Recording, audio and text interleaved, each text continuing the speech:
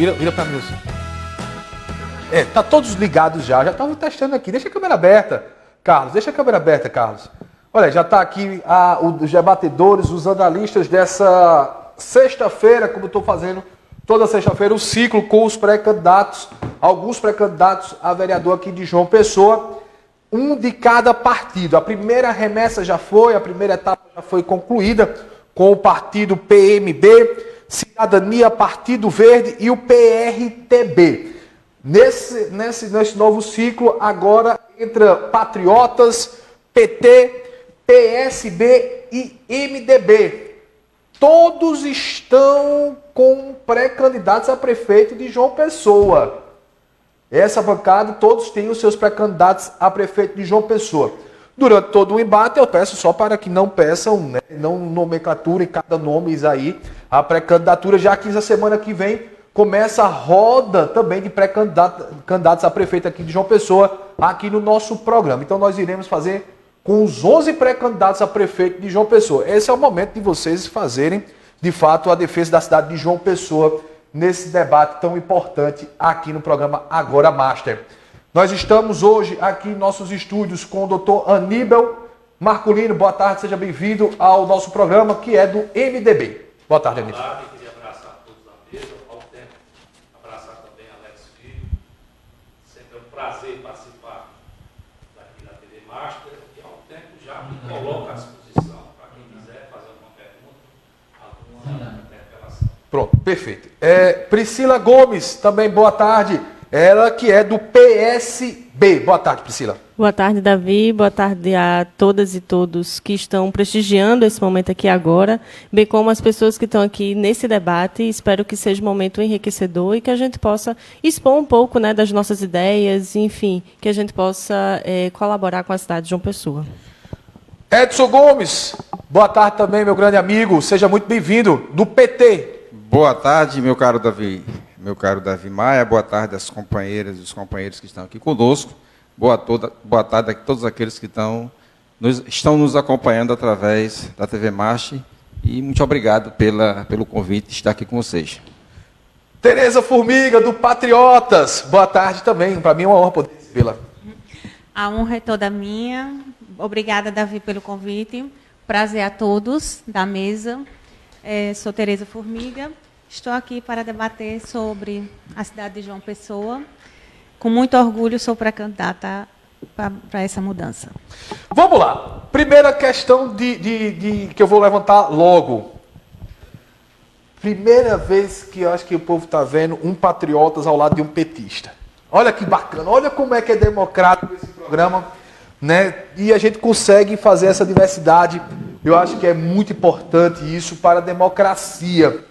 Né? Então a gente vai começar esse bom discurso, esse bom embate em prol da cidade de João Pessoa. Você também é o nosso convidado a querer participar do nosso programa através das nossas plataformas digitais. Se você ainda não sabe como, aqui embaixo, participando pelo Twitter, Instagram e Facebook, pelo @masterizando, ou pelo WhatsApp, o 98859-1115. Se você quiser deixar algum questionamento para um dos nossos debatedores, lembrando que a pergunta serve para os 4, pode fazer através das nossas plataformas digitais. Também lembrando que o nosso portal Paraíba Master está no ar, tá? O nosso portal Paraíba Master está no ar e muito bem atualizado. Você pode participar também através do nosso portal, acessando ele, ficando muito bem informado de tudo que está acontecendo na Paraíba, no Brasil e no mundo. João Pessoa se aproxima a 1 milhão de habitantes. João Pessoa está preparada, de fato, para esse 1 milhão de habitantes? O que é que está faltando em João Pessoa? Esse é o primeiro questionamento que eu faço para os bons debatedores do programa Agora Master. Começando por Priscila Gomes. Priscila, João Pessoa está preparada para 1 milhão de habitantes? Davi, creio que essa pergunta a gente já nos fazemos, né, há um bom tempo e é importante que a gente tenha em mente que João Pessoa ainda necessita muita coisa para poder incluir esses quase 1 milhão de habitantes, né? E aí a gente tem uma metrópole. A partir disso, a gente pode destacar a parte de saneamento básico, a educação, a saúde, a segurança pública, a garantia e o direito à moradia digna, né? Hoje a gente tem mais de 20 mil pessoas na cidade de João Pessoa que não têm moradia. Então, e aí quando eu trago, inclusive, pela minha trajetória e pela experiência da juventude, né, e a juventude ela comporta cerca de 25% da população pessoense, a gente tem aí uma grande desigualdade, seja a respeito das oportunidades, né, em que a juventude ela necessita, mas principalmente na questão da garantia dos direitos efetivos para a emancipação e autonomia dessa juventude, né? E um exemplo disso muito claro, que aí pega diretamente na juventude, mas também a todos e todas pessoenses, é a questão da mobilidade urbana. Hoje a gente está com a discussão na cidade de João Pessoa do plano de mobilidade urbana. E a CEMOB ela faz questão de segurar e de não dar transparência aos dados discutidos nesse plano. Então, o Conselho e todos os movimentos sociais que trabalham diretamente com a perspectiva da mobilidade urbana sentem essa necessidade, inclusive estão começando a judicializar a entrada e o diálogo para que seja efetivo diretamente com os interesses da sociedade. Porque quando a gente vai diretamente na periferia, a gente sente as dificuldades na mobilidade urbana, na questão dos ônibus, de infraestrutura de vias, enfim.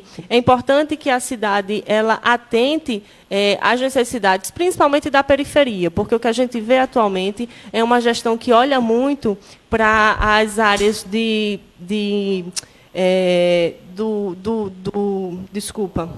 da classe média da cidade, né, e também das zonas de maior abrangência e riqueza que algumas poucas pessoas da população de João Pessoa acabam concentrando por aqui. Pois bem, doutor Aníbal, eu só peço que o senhor novamente dá uma boa tarde para o telespectador. O microfone não tinha pego, mas o senhor também já dá uma boa tarde novamente e já deixa sua opinião também. A pessoa está preparada para 1 milhão de habitantes, doutor Aníbal? Boa tarde a todos, abraçar a todos da mesa, ao tempo também que abraço o Alex Filho, dizer que para mim é um prazer participar desse debate. Eu concordo também. João Pessoa não está preparada, não só na questão da mobilidade urbana, você veja que você não tem ônibus suficiente e linha suficiente, você não tem nenhum ônibus com ar-condicionado, que já há muito tempo tem, você tem uma dificuldade justamente na via que o transporte público ele tem que trafegar, são poucas as avenidas que você dispõe.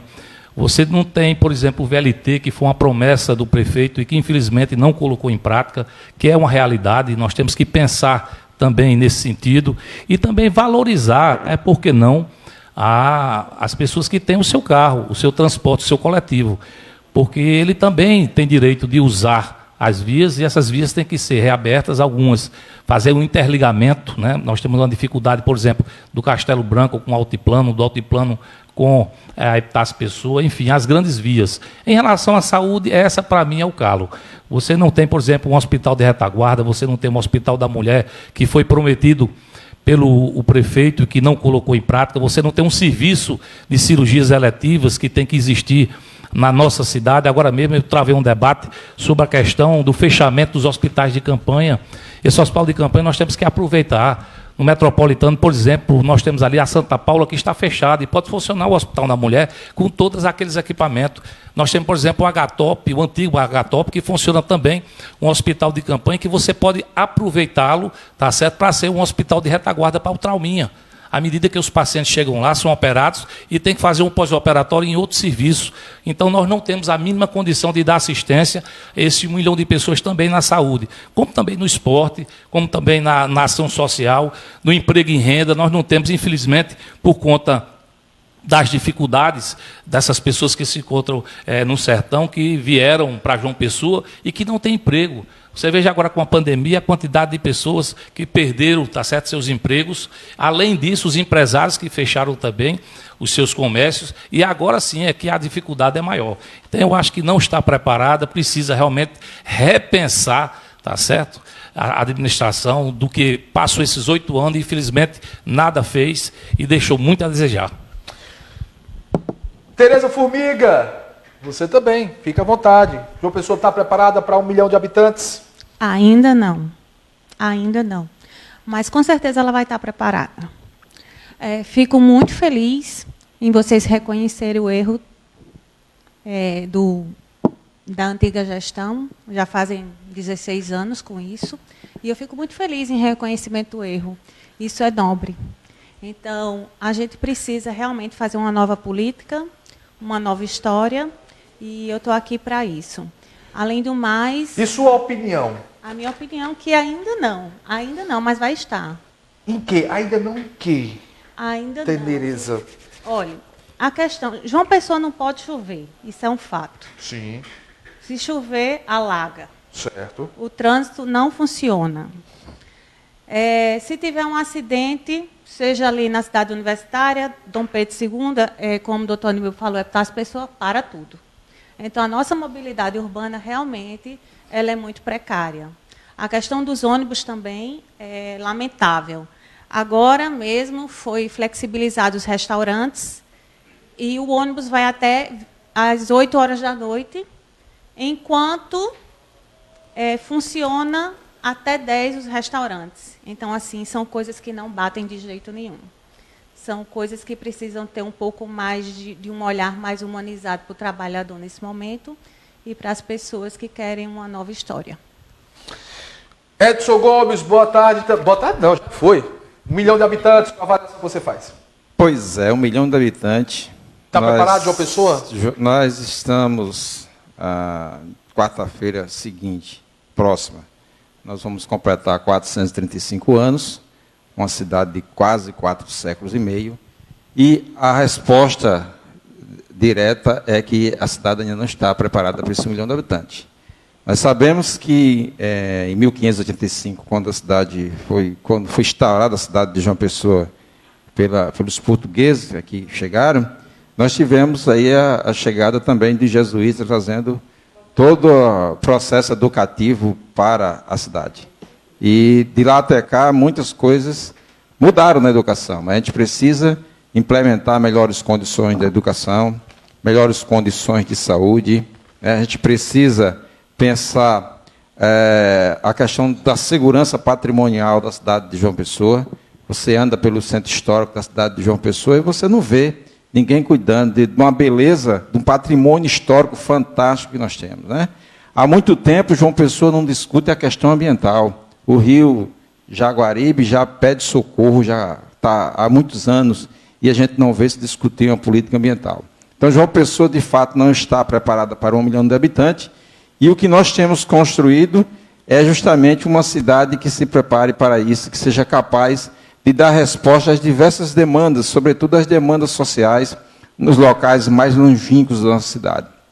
A gente sabe que nós não temos ruas calçadas nos bairros mais distantes, o transporte coletivo não chega, falta um terminal de integração lá no Valentim de Figueiredo para integrar toda aquela área sul da cidade, falta a melhoria na qualidade do atendimento na atenção básica. Então, João Pessoa tem uma série de problemas que a gente precisa resolver. E aí eu trago, para finalizar minha fala nesse início, o slogan que o PT está criando. A cidade que temos e a cidade que queremos é o que vamos construir.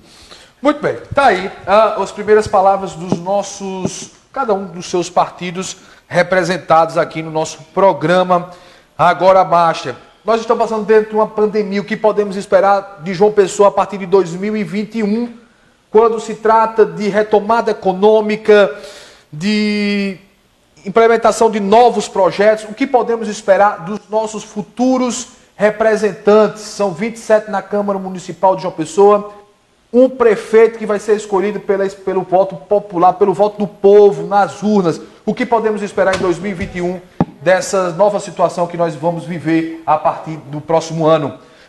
Eu vou começar agora ao contrário. Eu vou começar com Tereza Formiga, que já opina. Fica à vontade, Tereza.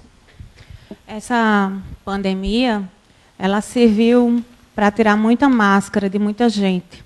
Não só a máscara de proteção.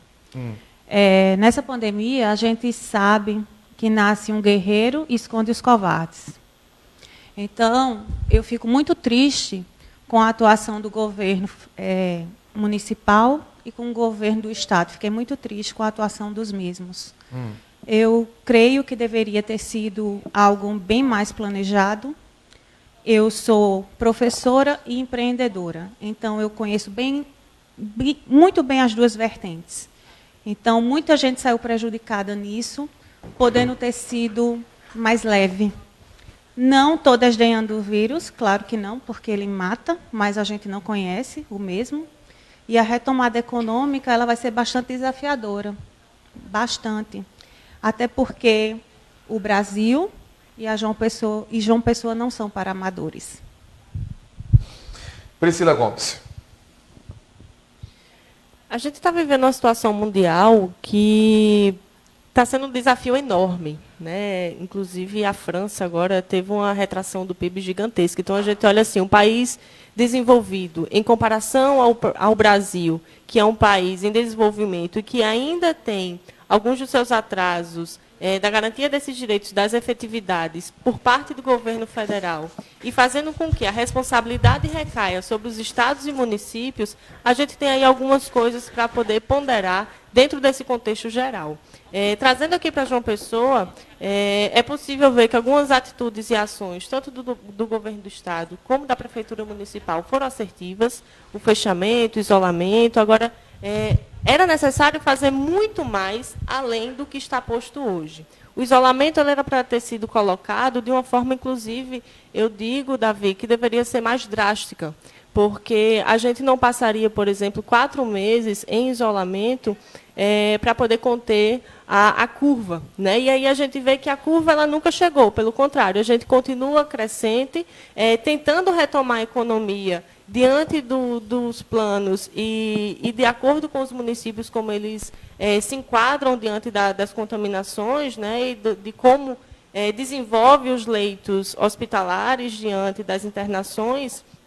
Mas, mesmo assim, a gente vê que João Pessoa, por exemplo, mesmo com todo esse cuidado, vamos assim dizer, da retomada, do comércio, das atividades, a gente tem aí um aumento drástico das contaminações. Então, será que é importante a gente perceber e incentivar que o comércio ele reabra dessa forma? Será que cabe mesmo à Prefeitura de João Pessoa e ao próprio governo do Estado não perceber que daqui a 15 dias, com a retomada dos bares e dos restaurantes, a gente vai ter um aumento e aí a retirada, inclusive, dos hospitais de campanha, né? Será que a gente está vendo que a população que está sendo mais prejudicada é justamente aquela que está na ponta dos serviços, na ponta do trabalho, e é justamente a população que é mais vulnerável, que é pobre e que não tem, muitas vezes, acesso à saúde de qualidade, né? Então, esses desafios a gente coloca, obviamente, para agora, para o momento de pandemia, mas principalmente para o pós-pandemia em 2021. E aí, as novas legislaturas na Câmara Municipal e também o novo prefeito, a nova prefeita, vai ter um desafio enorme de tentar retomar não só o planejamento econômico da cidade, mas também e principalmente a garantia e a vivência social de cada pessoense e cada pessoense. Eu acho que esse é o principal desafio que a gente deve ter, um olhar especial à vida de cada cidadão e cada cidadã de João Pessoa. Aníbal. Eu primeiro queria dizer que serviu, né, essa pandemia para dizer que todos nós somos iguais, que tanto acomete pobre e rico da mesma forma. Segundo, em relação ao que a colega falou, seria interessante que ficasse em casa, mas que tivesse a estrutura necessária, porque o cidadão passar 4 meses, 5 meses, tudo bem, tem que retomar aos poucos, com todos os cuidados, usando máscara, usando álcool em gel, evitando aglomeração. Todos os cuidados têm que existir. Agora, o que ficou de positivo? Eu, como médico, já acompanho há muito tempo a deficiência que sempre nós tivemos em relação a leitos de UTI. E só no Santa Isabel foram 20 leitos, mais 10 leitos no H-Top, mas eu acho que uns 20, 30 leitos lá no Metropolitano. Isso, pelo menos, vai ficar de positivo, porque a população hoje vai ter acesso a essas UTIs que outrora não tinha. Isso é uma realidade, né? Em relação ao investimento, é a responsabilidade do governo federal, municipal e estadual. A responsabilidade não é só de um governo. Todos, sim, têm que ajudar, porque o cidadão, que é um comerciante humilde, que depende da venda do seu coco na praia, que ele não tem o que comer, está recebendo, por enquanto, essa ajuda do governo federal. Existem também algumas ajudas por parte da prefeitura, que eu acho, dos 3 poderes, é o que menos está ajudando, com cesta básica. Você veja as repercussões aí dos alternativos, das pessoas que têm táxi pedindo ajuda, os impostos que estão sendo cobrados dessas pessoas, que infelizmente não têm o que comer, como é que vão pagar o imposto? Então, isso sim tem que ser visto. O que é interessante é que esses serviços que foram montados, que ele continue funcionando, que ele continue dando suporte, né? Nós tivemos, por exemplo, a partir de segunda-feira, o Hospital Metropolitano, a parte do hospital de campanha, vai ser fechado. Então, eu até fiz uma discussão na internet de que esses equipamentos poderiam ser transportados, por exemplo, inclusive citei, não adianta só criticar. Eu citei o Hospital Santa Paula, que está fechado, que tinha inclusive 2 UTIs que foi fechada e que pode servir como um hospital da mulher, para dar todo o suporte. Da mesma forma, o Agatop. Há uns 3, 4 anos atrás, eu procurei o secretário Adalberto Fulgêncio e pedi para instalar lá o serviço no 13 de maio, que está fechado, inclusive é de Marco Antônio, ex-vereador, secretário adjunto das finanças do município, e ele disse que não tinha dinheiro, mas agora apareceu dinheiro para abrir o Agatop. Eu espero que esse Agatop continue funcionando, dando o suporte necessário, porque vai diminuir de 30% a 40% o internamento lá no Trauminha, não só fazendo o pós-operatório, mas também quando os pacientes chegam, que não têm as órteses e próteses, que sejam transferidos para o Agatop, enquanto justamente aquele leito é vago para atender outro paciente. Isso é uma realidade. O que pode ser feito depende da ajuda do governo federal, do governo estadual e do governo municipal. E nós vamos, sim, ter que ter a responsabilidade de justamente estimular o emprego e renda, estimular justamente essas ajudas, ver justamente o perdão desses impostos que estão sendo cobrados. Como é que um cidadão vai pagar um imposto se ele não tem sequer dinheiro para comprar o pão de cada dia?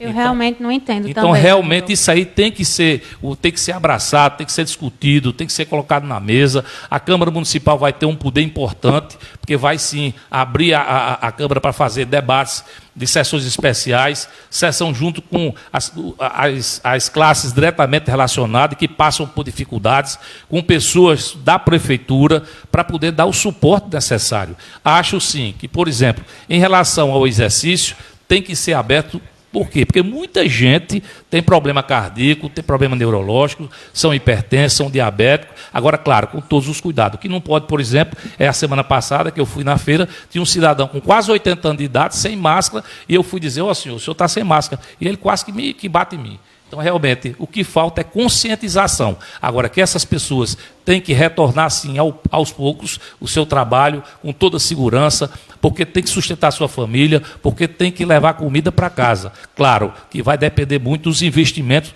que vão ser feitos por parte do governo federal, do governo municipal e do governo estadual. O que fica de bom são esses equipamentos, são esses investimentos, que aí sim a Câmara Municipal tem que fiscalizar para que esses equipamentos simplesmente não sejam desativados e sejam aplicados em outro serviço para dar o suporte necessário ao pai e à mãe de família que passa por privações e que muitas das vezes morrem ou morriam porque não tinham leito de UTI. E se Deus quiser, essa pandemia vai desaparecer, vai sumir e esses equipamentos vão ficar aí para dar o suporte necessário e melhorar a saúde do povo de João Pessoa e do estado da Paraíba. Edson Gomes. Pois é, a pandemia, de fato, como disse a colega do Patriota, revelou o lado mais perverso dos seres humanos. E em que sentido a gente viu isso? A gente viu governantes dos maiores postos do país incitando a população a ir para a rua no momento de maior crise da pandemia. Que, no meu entender, foi uma falta de responsabilidade muito grande. Responsabilidade essa que custou, hoje, mais de 92 mil mortes já no Brasil. Mortes essas que poderia ter sido evitadas com a efetiva política de saúde que visasse o combate à pandemia de forma que as pessoas não fossem expostas. O que aconteceu? De um lado, uma narrativa que apresentava a possibilidade do isolamento social e da diminuição do contágio por conta por uso de máscara e outros instrumentos. Do outro lado, uma narrativa que empurrava o povo para a rua para que as pessoas se contaminassem. Isso soou nos meios de comunicação, travou-se uma batalha, inclusive impulsionando aquilo que nós chamamos hoje, que é sabido de todo mundo, a guerra das fake news, detratando pessoas, acabando com reputações e etc.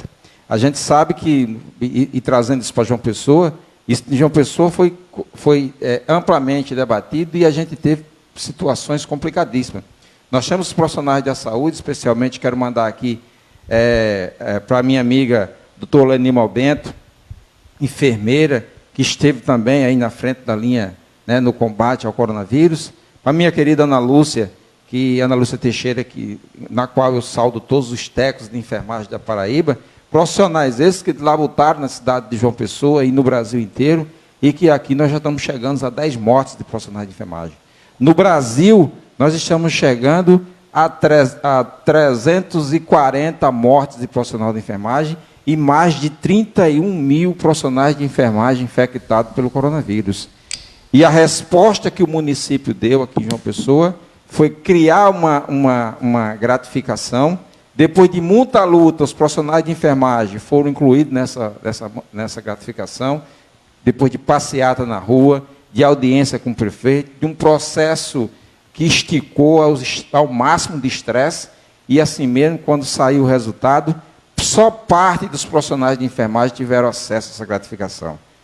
Porque a prefeitura, junto com a Secretaria de Saúde, criaram uma denominação que tinha as chamadas áreas quentes e as áreas as pessoas que estavam de frente. E quando a gente olha para colega e os colegas enfermeiros e técnicos de enfermagem que estão lá na linha de frente, lá na atenção básica, esses profissionais foram esquecidos pelo município. E é eles que fazem o primeiro atendimento. O doutor Aníbal, que é médico, sabe disso. É lá no PSF que o primeiro atendimento acontece. É lá no PSF que as pessoas vão procurar com os primeiros sinais e sintomas da Covid-19. Mas, infelizmente, a Prefeitura de João Pessoa não reconheceu esses profissionais como parte importante dessa cadeia produtiva de combate ao coronavírus e de combate à Covid-19, deixando esses profissionais fora dessa ninharia que era a gratificação paga aos demais profissionais. Então, a gente precisa combater o coronavírus e ter um processo que respeite os profissionais de enfermagem, que respeite médico, que respeite psicólogo e que respeite, sobretudo, aquele profissional maqueiro, o porteiro que fica na frente das UPAs. Hoje, todas as UPAs são consideradas UPAs para atendimento de pacientes com Covid-19. Quem é que primeiro tem acesso a esse paciente quando ele chega em situação de crise? Quem primeiro vai a esse paciente é o maqueiro, que leva uma cadeira de roda para ele. Quem primeiro vai a esse paciente é o porteiro, que enfrenta, inclusive, a fúria da família, que muitas vezes, revoltada com a situação que encontra de superlotação, uma situação de desatendimento, parte para cima dos profissionais maqueiro, porteiro, profissionais de enfermagem, que são os primeiros a fazer atendimento, e a Prefeitura não reconheceu esses profissionais como parte importante. Então, a gente precisa que o município reconheça esses profissionais, que esses profissionais estão capacitados e gabaritados para fazer atendimento e serem reconhecidos. Então, o processo legislativo implantado a partir de 2021 vai nesse sentido, no sentido que você possa reconhecer esses profissionais, que você possa trabalhar por uma abertura do comércio e abertura das atividades econômicas de forma responsável e, sobretudo, por um processo educativo que coloque as pessoas, dependendo do grau de atividade, com máscara, com uso de álcool em gel, com álcool monohidratada 70 e etc. Então, é isso que a gente espera da cidade de João Pessoa, é para isso que nós vamos trabalhar na cidade de João Pessoa. Muito bem. Outra questão é, como é que vocês analisam a Câmara Municipal de João Pessoa, não dos 27 vereadores, mas no trabalho em si, em prol da cidade de João Pessoa? Edson Gomes, faz a sua análise também. Como é que você tem visto a Câmara Municipal em funcionamento, em proposituras, em prol da cidade de João Pessoa?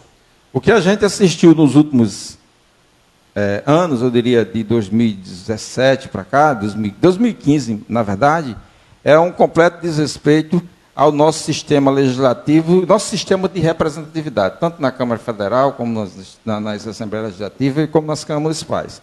Os nossos legisladores são a todo tempo bombardeados com fake news, com notícias que desagradam, né? E agora, recentemente, nós vimos uma enxurrada de notícias, inclusive aquela salva de fogos para cima do STF, tentando desmoralizar também, desqualificar o trabalho das instituições democráticas constituídas nesse país. Nós sabemos a importância do Poder Legislativo, seja o Poder Legislativo Federal, seja o Poder Legislativo Estadual, seja o Poder Legislativo Municipal, cada qual em sua esfera.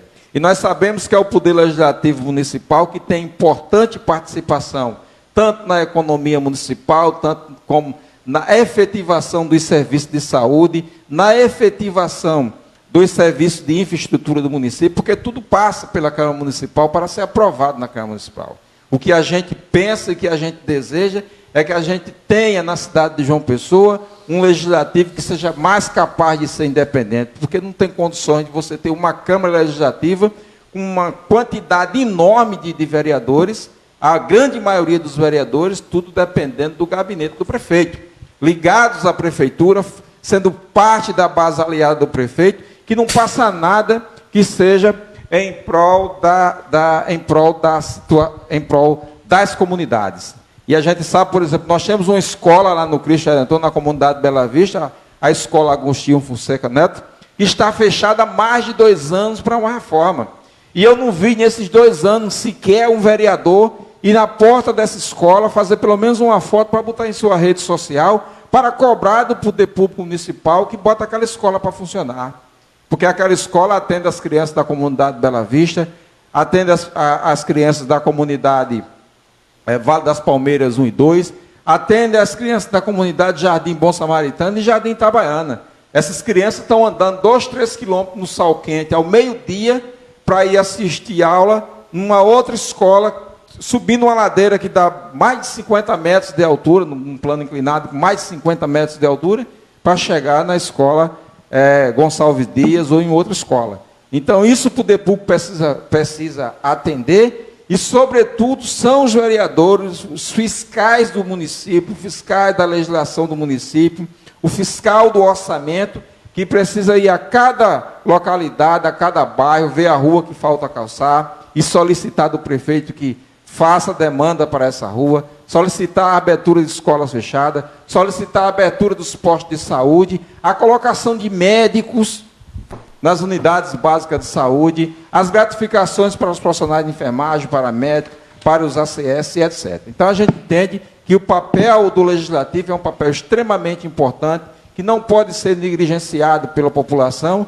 e que as pessoas têm que ter responsabilidade e não ficar colocando a população contra os parlamentares, que são importantes para o processo legislativo. Aníbal Marculino. Amigo, eu queria inicialmente, antes de entrar nesse debate, dizer que, graças a Deus, eu tenho mais de 30 leis e também dentro dessa pandemia, o que nos deixa triste é que a maioria das vezes você tem uma lei importante que não é colocada em prática. A lei do álcool em gel é minha, essa lei, há mais de 10 anos. Quando nós tivemos uma epidemia do H1N1, eu, através de um projeto de lei que foi transformado em lei, que determinava justamente que os shoppings, os supermercados e hipermercados, né, padarias, todos os bares, restaurantes similares tivessem o dispensador de álcool.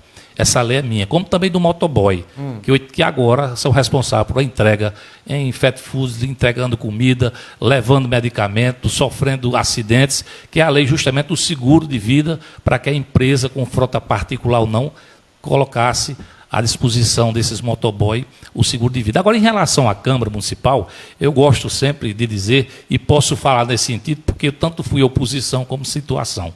Eu fui candidato em 2000 e nunca tinha entrado em vida pública e tive 3 mil votos.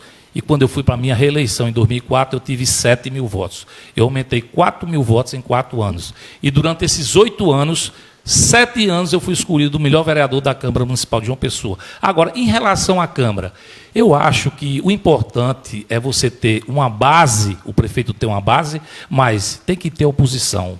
A oposição funciona mais do que a situação. Porque a situação bate nas costas do prefeito e diz que está tudo bem, que não tem nada errado. E é justamente a oposição que faz as críticas. E eu vou dar exemplo, não adianta só falar. Na época, eu era da base do prefeito Cícero Lucena, e quem convocava o secretário Hervásio Bezerra, que era vereador, e passou a ser secretário de saúde, quem fazia todas as convocações era eu.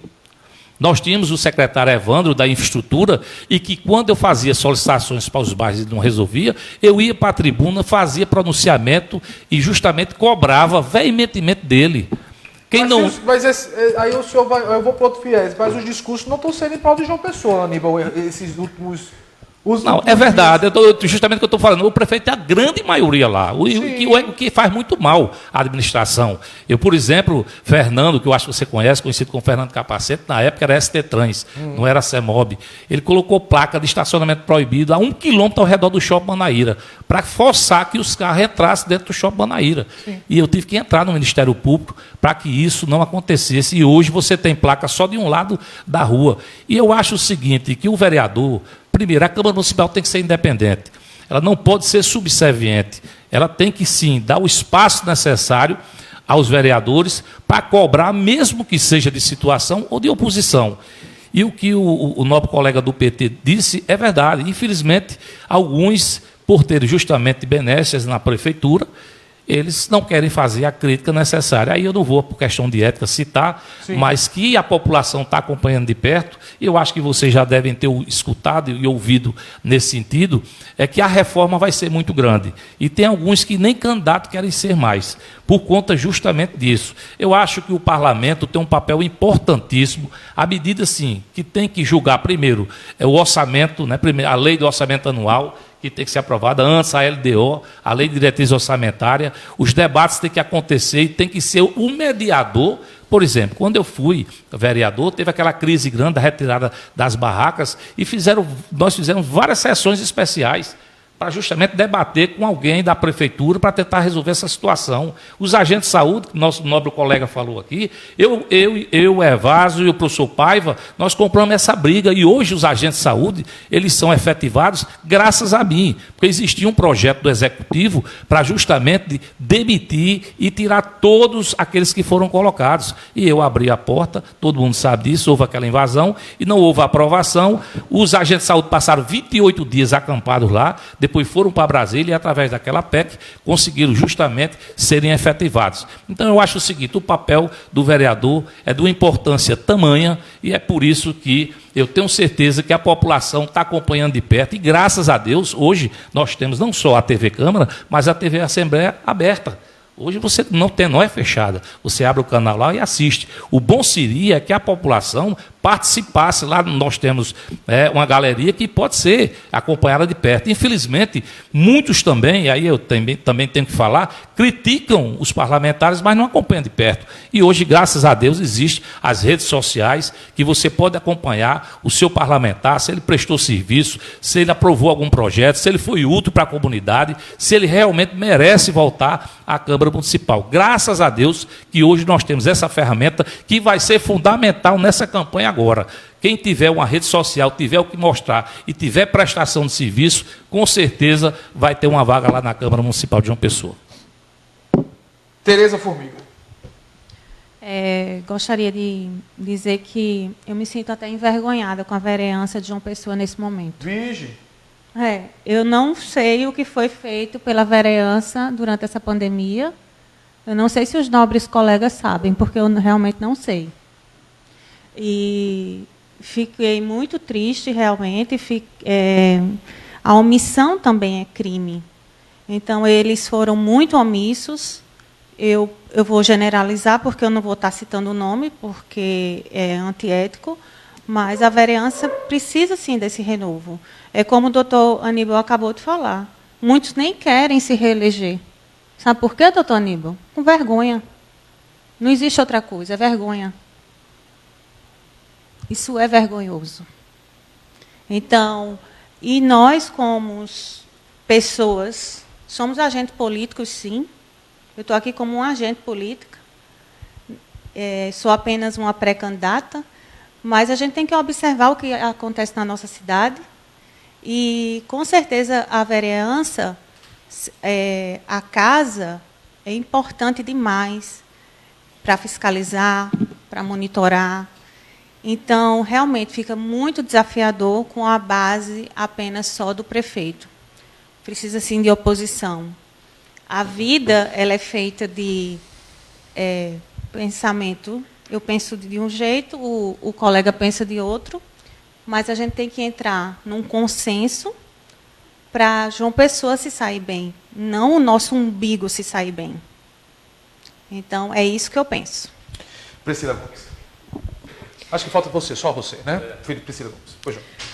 Davi, é o seguinte, eu concordo, né, em partes com que os companheiros e a companheira aqui traz também, dessa ausência, né, da participação dos vereadores e vereadoras, de forma geral, obviamente. Tem alguns casos isolados que a gente vê que, de fato, se preocupam, estão nas comunidades, conversando e buscando alternativas, mas, de forma geral, isso é um reflexo que a Câmara Municipal de João Pessoa não reflete só apenas no período de pandemia. Ela vem há muito tempo já mostrando o quanto ela é conservadora, arcaica, né, e não visa, de fato, a representação da população pessoense dentro daquela casa. Né? Muitas vezes a gente vem com alguns discursos, não, a gente precisa ocupar com aquela casa do povo, mas aquelas pessoas que estão ali são as pessoas do povo, fomos nós que escolhemos e elegemos para estar lá.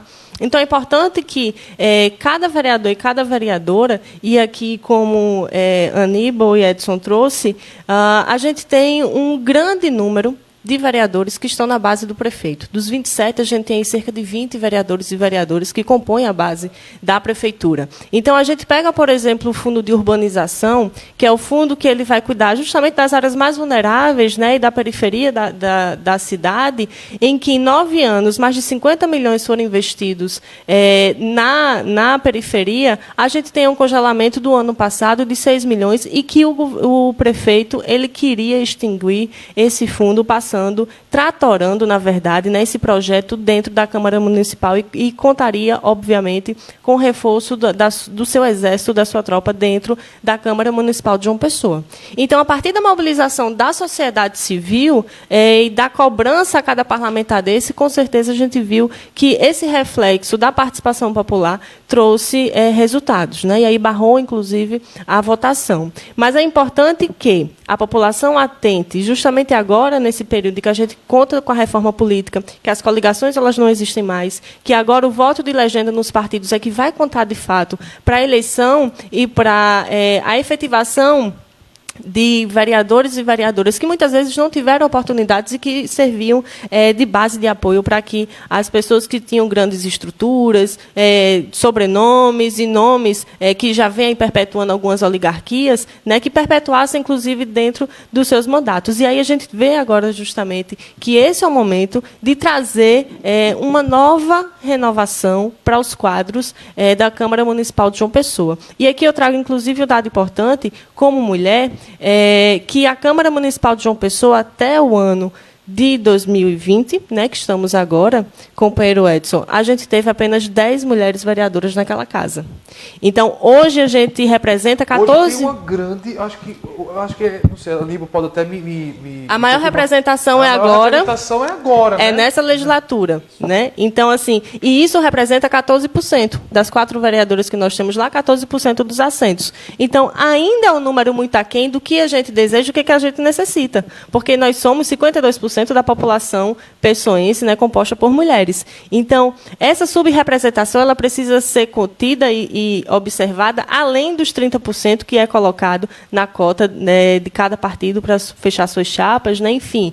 É necessário que a população olhe, de fato, para suas preocupações, para suas necessidades, e quem tem a retórica e o discurso que lhe contemple e que traga a participação da população, não só no período da pré-campanha, no período da campanha, mas efetivamente para o período de construção do mandato. É importante que a gente não venda voto, não compre votos, é importante que a gente observe e fiscalize cada parlamentar que se propõe, que pediu voto para a gente, porque aí sim a gente vai ter um reflexo muito positivo na construção da política e aí construir um poder legislativo independente e propositivo para a população de João Pessoa. Ontem eu trouxe Pois não, amigo, fica à vontade. Eu só queria fazer uma complementação na fala dela. E eu já fui candidato, já fui vereador 2 vezes, deputado 3 vezes, e já acompanhei muito a eleição.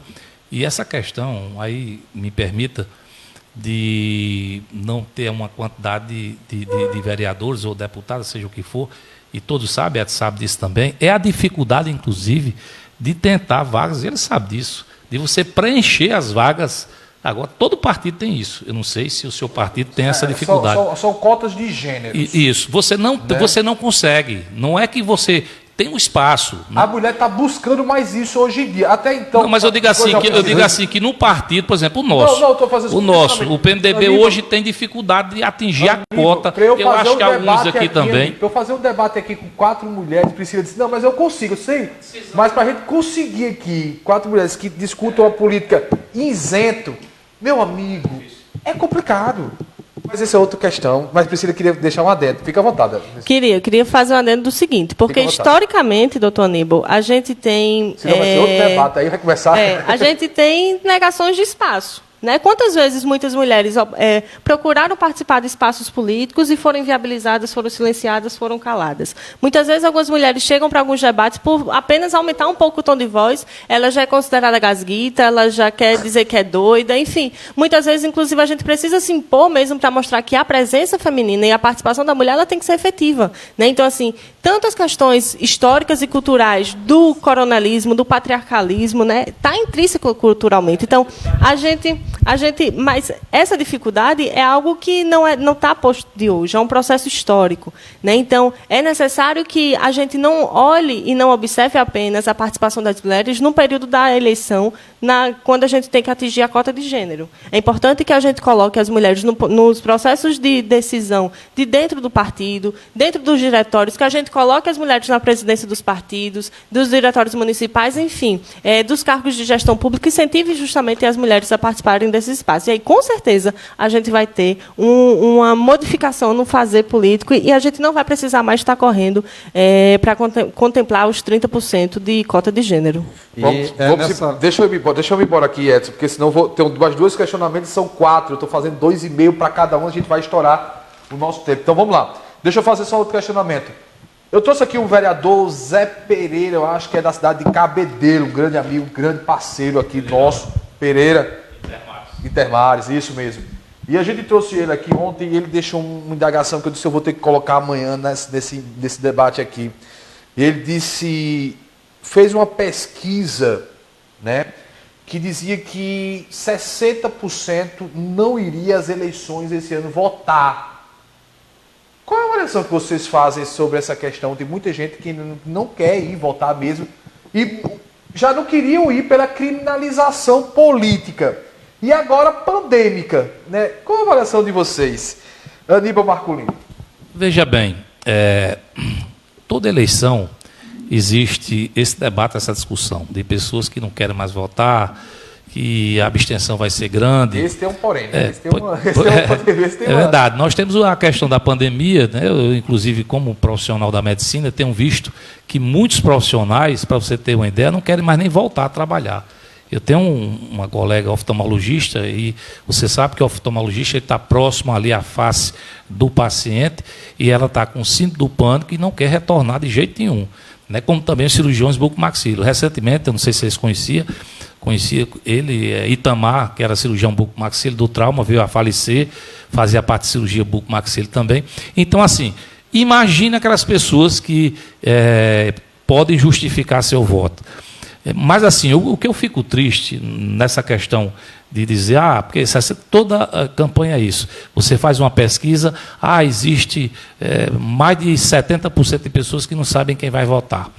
Mas o que nos deixa triste, porque as pessoas criticam muito os políticos, que acham que todos calçam 40, que ninguém presta, que só tem ladrão, e eu não me incluo nesse rol.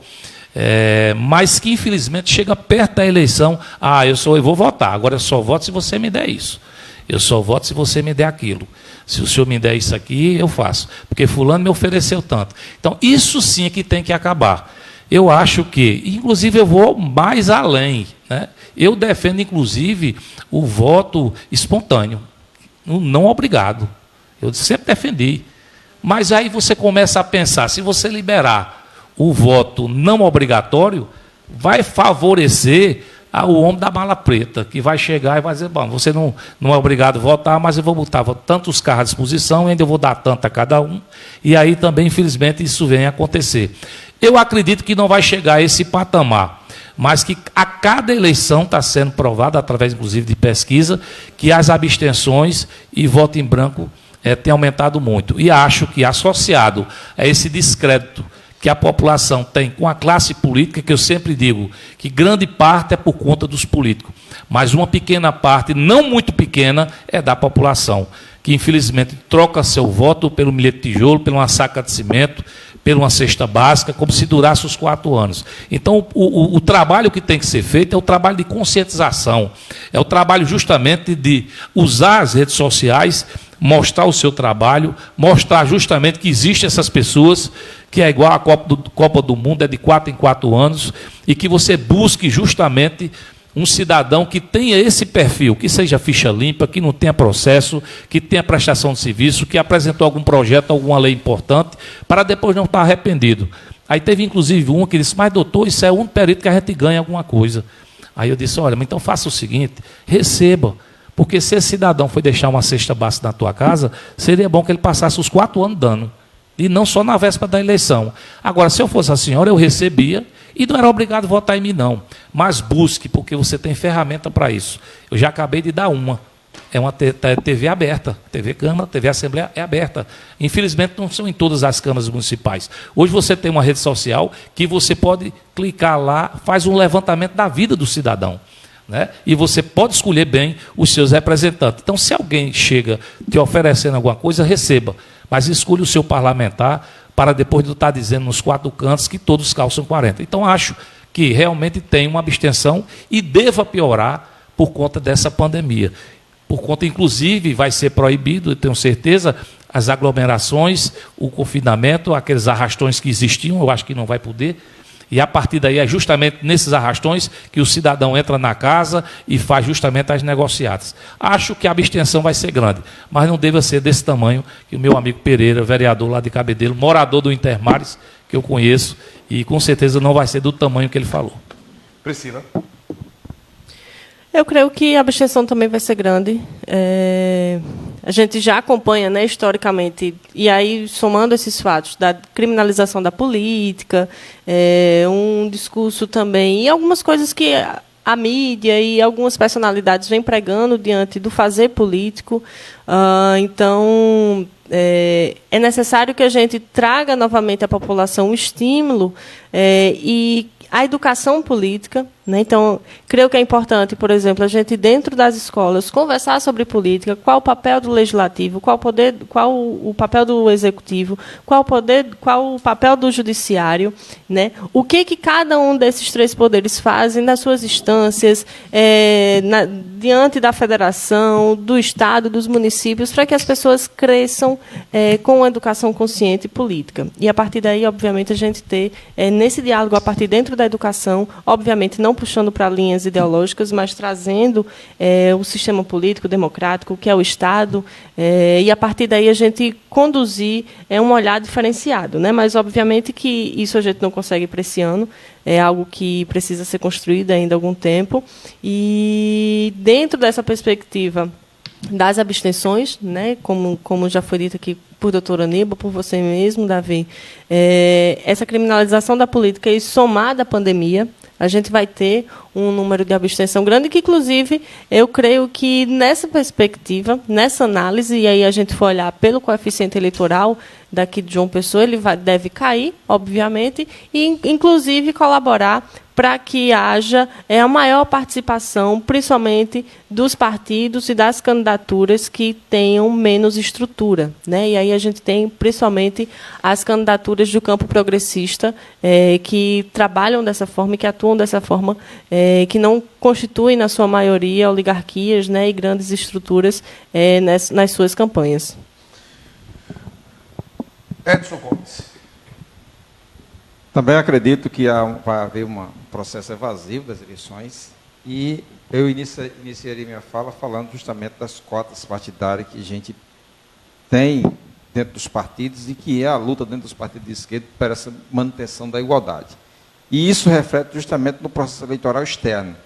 Quem imagina que isso não reflete, a gente vai ver se, depois das eleições, é o que eu acredito, a gente vai ter uma evasão maior das mulheres nas eleições ainda, na questão do voto. Então, quem vota mais, homem ou mulher, a gente vai ver que vai haver uma evasão maior. Isso, em razão da pandemia, em razão desse processo de discussão toda, porque a gente tem a ideia de que a gente precisa melhorar essa situação das mulheres na política para melhorar toda no seu conjunto. E aí combater diversos males que têm atingido a política. Um dos males é esse processo de criminalização que a companheira já colocou aqui e a produção de fake news que desmantela aqui, né, que desmantela a imagem das pessoas.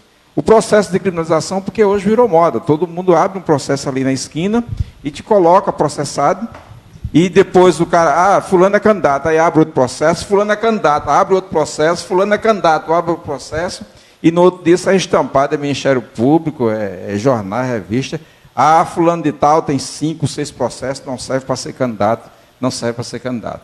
A gente tem que acabar com isso, tem que trabalhar com seriedade, a gente não pode consumir um produto vindo da direita que tenta, a todo custo, desmoralizar a esquerda, uma esquerda que tem trabalhado na defesa desse país. Uma esquerda que tem trabalhado pelo processo democrático nesse país. Doutor Aníbal, aqui hoje no MDB, o MDB foi o MDB da década de 60, que enfrentou a ditadura militar, com a Arena.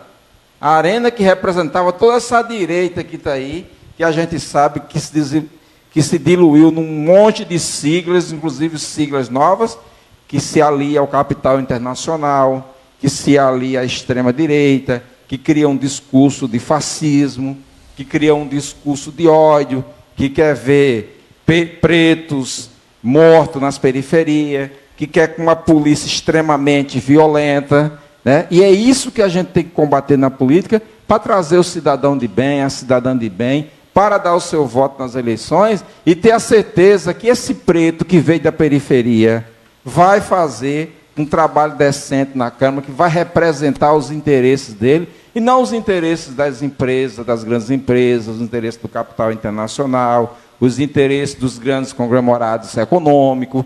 Então é esse o que a gente tem que fazer.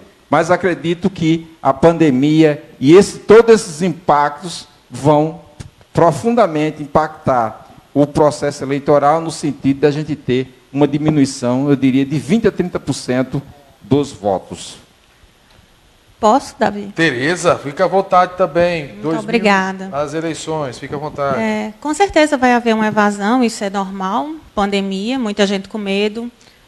Os idosos que, com certeza, não vão querer votar com medo. Já não é obrigatório. Já não é obrigatório. E só assim, um esforçozinho. Já não é obrigatório. E com isso, mas eu não acredito que seja 60%. Eu realmente não acredito. Preciso ver essa pesquisa. Eu acredito em pesquisa quando eu pesquiso, mas assim, não destratando o rapaz de jeito nenhum.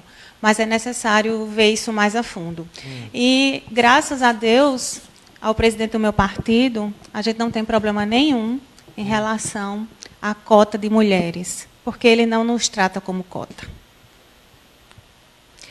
Até porque não é cota de mulheres, é cota de gêneros. De gêneros, né? Isso. Mas ele não nos trata dessa forma. Então, a gente está com o nosso time completo. E isso é maravilhoso. E eu queria falar com o excelentíssimo Edson Gomes. Edson, até o nome do meu esposo. É o seguinte, o conservadorismo, ele norteia a família, norteia Deus, ele norteia muita coisa boa. Não só isso que o senhor falou. A gente não quer morte de ninguém, a gente não quer que preto, branco. Acho que isso é um discurso até um pouco polêmico para um momento que a gente quer uma mudança de João Pessoa, e não esse tipo de comentário que, me perdoe, infundável. Muito bem, está aí. Opiniões dadas. Aníbal Marculino, só para fazer um questionamento aqui para você e para os nossos 3 que estão aqui, mais também. Vocês 4, de fato, João Pessoa tem hoje, com a saída dos 3, que a Dilma foi lançada, nós temos 11 pré-candidatos. Falta de opção ou isso é bom para a democracia? O pessoal que seja o mais breve possível. Não, eu acho final, que é bom para a democracia, e quanto mais candidato, melhor. Só não acredito que irão até o fim.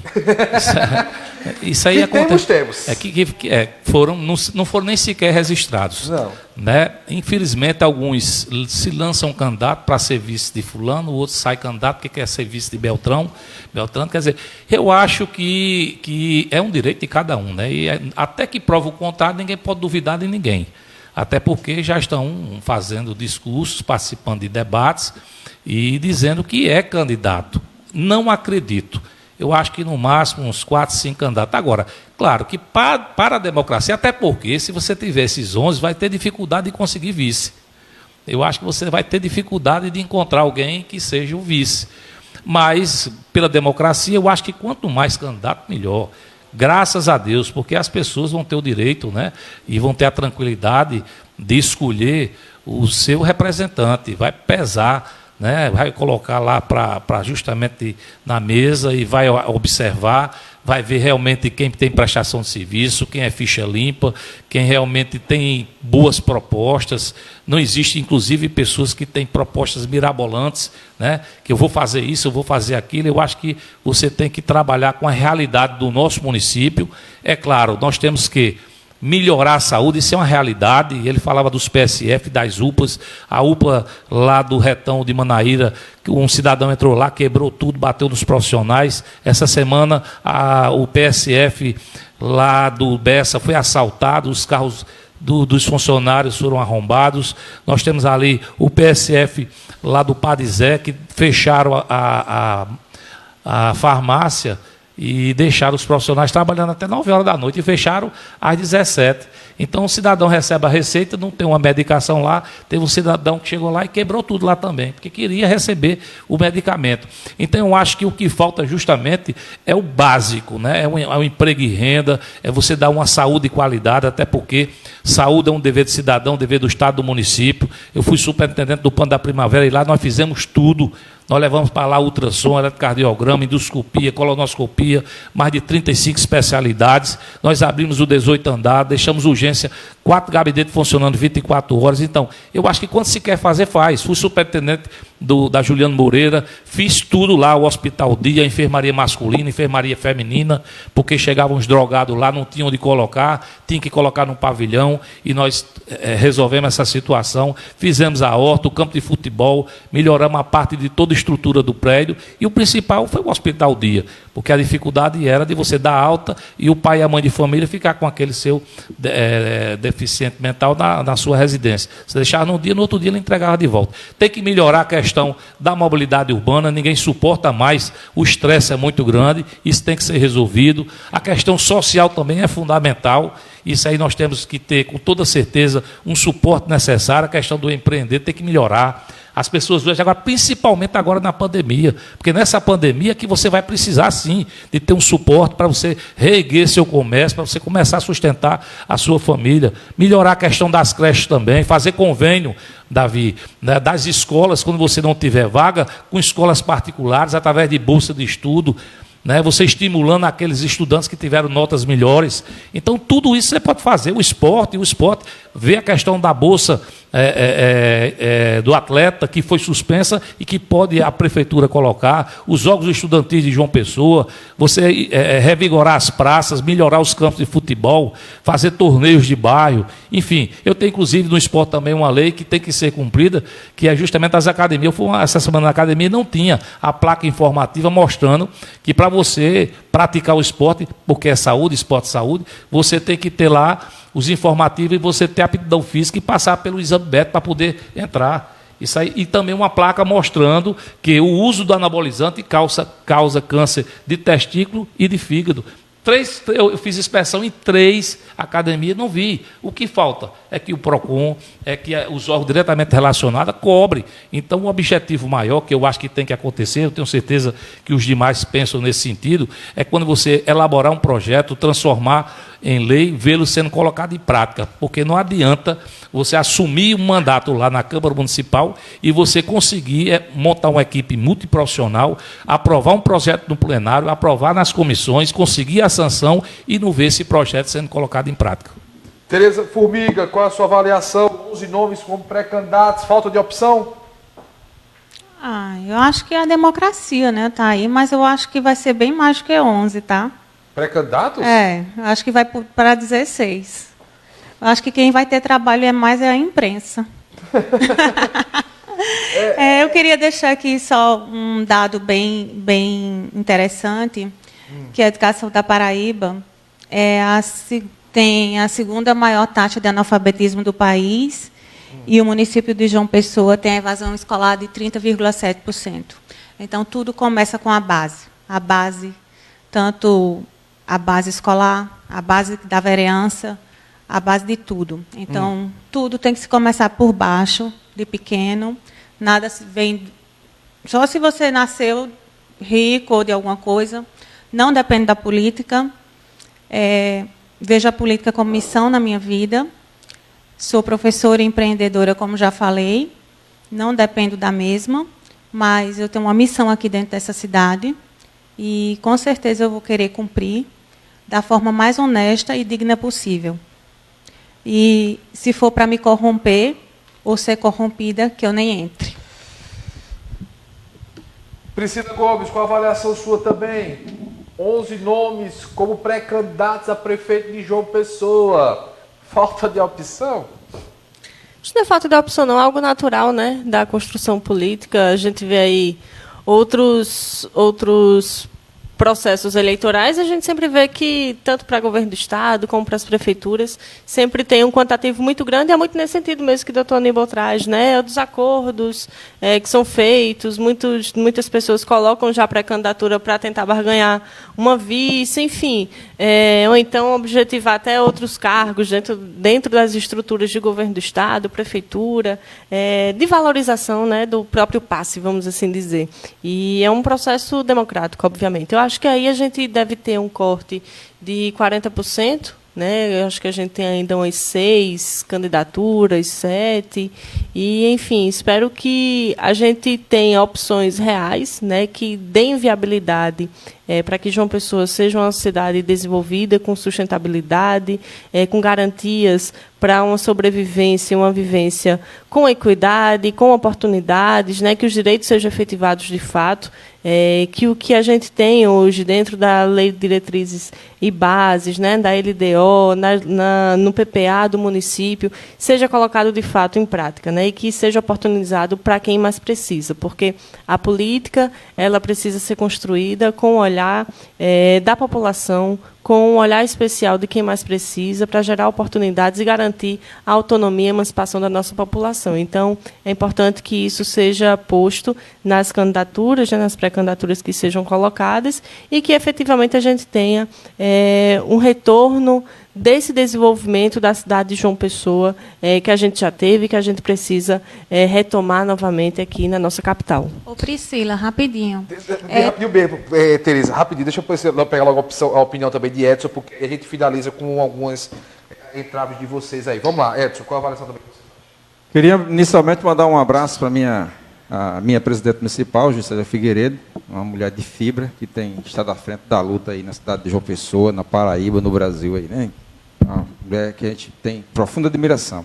Poxa. Dizer à colega que desse debate com 11 candidatos, eu vou fechar aqui mais próximo da Priscila, que eu acho que a gente vai finalizar em 7 ou 8 candidatos, vai fazer as composições e a gente vai terminar com 7 ou 8 candidatos também. Dizer que eu sou tradicionalmente de família cristã, né? Tem pastores na família, eu iniciei meus estudos lá no Mosteiro de São Bento, passei 2 anos por ali, depois eu fui fazer outra coisa, fui fazer o sacerdócio, fui ser polícia, que é um outro sacerdócio, e achei pouco, ainda fui ser profissional de enfermagem, que acho que o sacerdócio é dobrado.